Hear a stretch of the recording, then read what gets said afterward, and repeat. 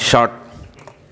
تو آپ صلی اللہ علیہ وسلم نے ایک طریقہ بتایا سلام کو کیا کیا جائے, فروغ دیا جائے. یہ تو چند وہ چیزیں تھیں جس سے آپس میں محبت بڑھتی ہے. کچھ بہت ساری چیزیں ایسی بتائی ہیں, کچھ نہیں بلکہ وہ بہت ساری, جن سے نفرتیں پھیلتی تھیں تو ان سے روک لیا ہمیں کہ چلو بھائی محبت نہیں کر سکتے تو کم از کم وہ کام تو نہ کرو جس سے آپس میں نفرت پھیلے, وہ کام تو نہ کیا جائے نا. میں سمجھا پا رہا ہوں اپنی بات؟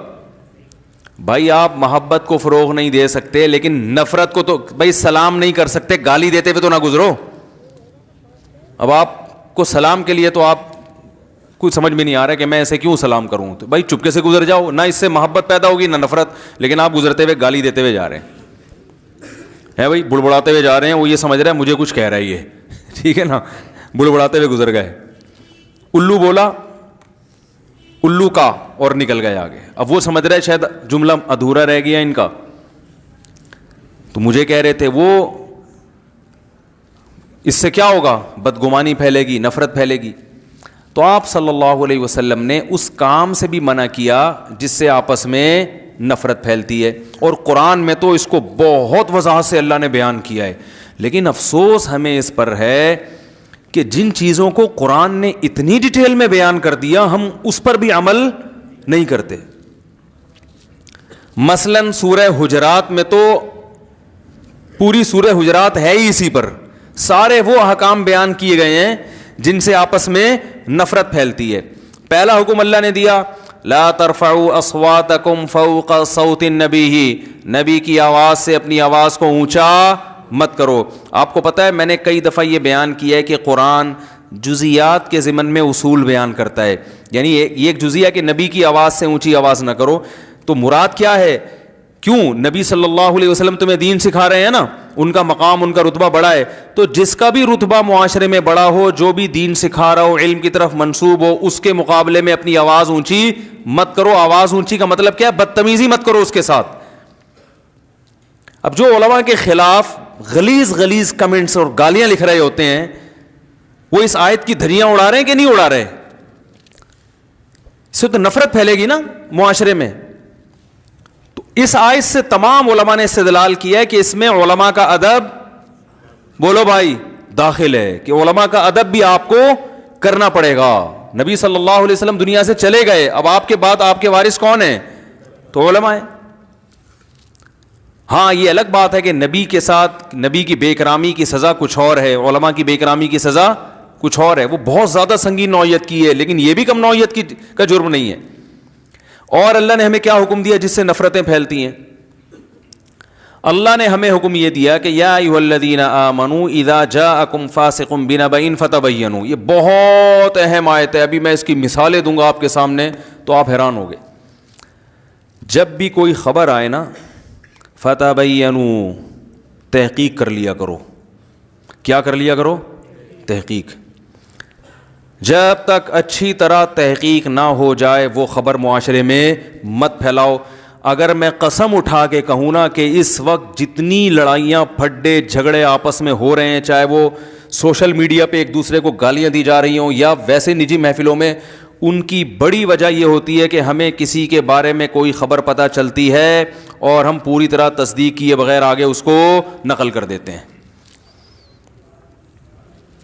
صحت کے حوالے سے چاہے وہ خبر ہو, کسی سیاسی لیڈر کے حوالے سے ہو, فوج کے حوالے سے ہو, ایجنسی کے حوالے سے ہو, اپوزیشن کے حوالے سے ہو, کسی عالم کے حوالے سے ہو, کسی بھی شخص کے حوالے سے ہو, پوری طرح تحقیق نہیں ہوتی اور وہ خبر مارکیٹ میں پھیل جاتی ہے.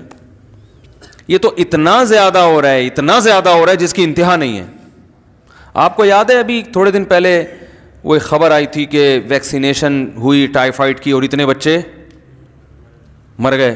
یہ خبر پھیلی تھی نا, وہ ایسی خبر پھیلی ہے کہ میں نے بھی اپنے بچوں کو پھر وہ ویکسینیشن ٹائیفائڈ کی نہیں کروائی. میں نے کہا بھائی, تو مجھے خیال ہوا کہ قرآن میں اللہ تعالیٰ کا ارشاد ہے کہ جب بھی کسی خبر کی تحقیق کرنی ہو تو اس کے اہل سے کیا کرو. بات آ رہی ہے سمجھ؟ اس فیلڈ کے ماہرین سے. یہ قرآن کی آیت ہے, میں ابھی پڑھ کے سناؤں گا وہ آیت.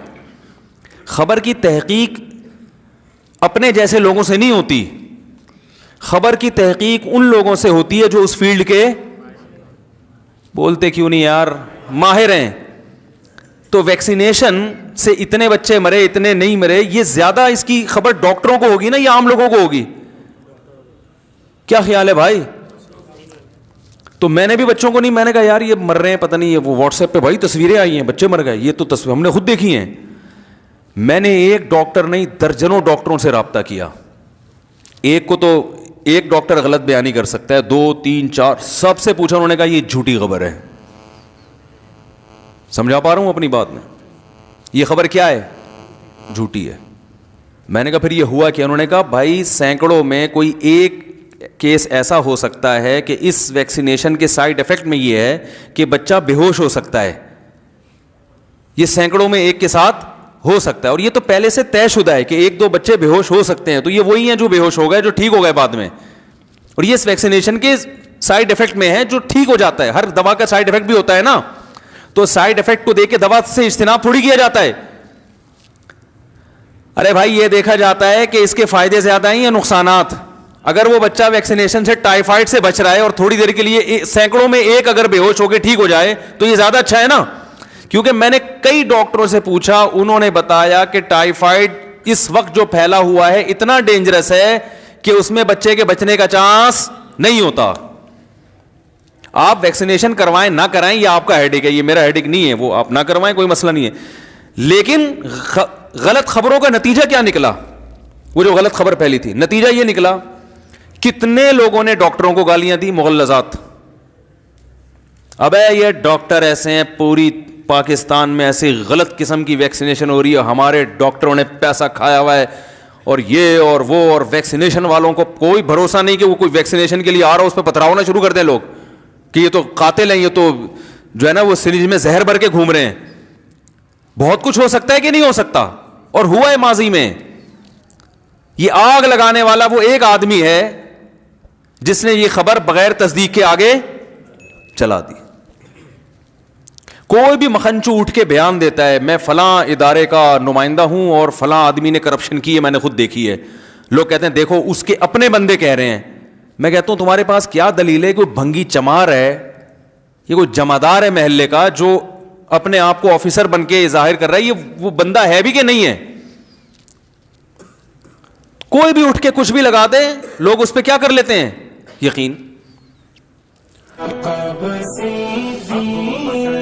بن جائے صداقت ہو تو ایسی ہو, مزاروں غار کے ساتھی رفاقت ہو.